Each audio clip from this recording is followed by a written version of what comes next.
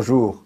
Monsieur le curé n'en peut plus. Son agenda est surbooké, les tradis le tirent à U, les progressistes à dia, on le prend en partie, on lance une pétition contre lui. Il va falloir que ses paroissiens fassent un choix, et lui aussi, soit s'enferrer dans ces querelles mesquines qui les minent tous, soit se convertir.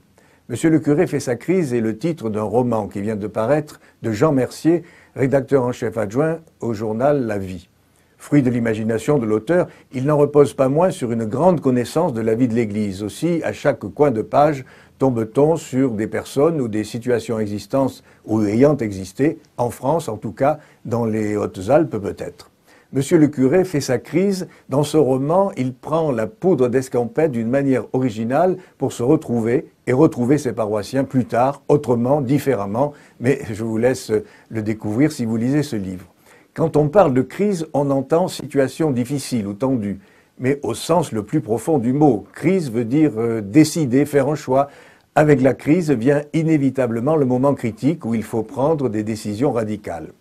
Au cœur d'une crise, nous avons la liberté de choisir, soit perdre notre temps et nos énergies à nous laisser emporter par nos petites guéguerres intestines, soit unir et orienter nos forces pour surmonter la crise, à nous de choisir.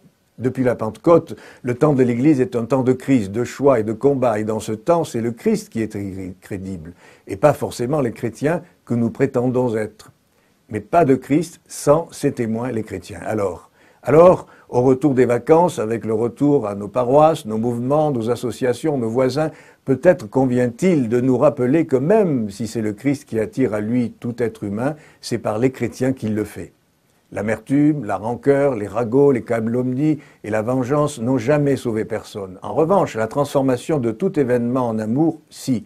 Seul l'amour sauve.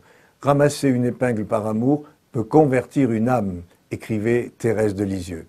Bonne rentrée à tous et à bientôt.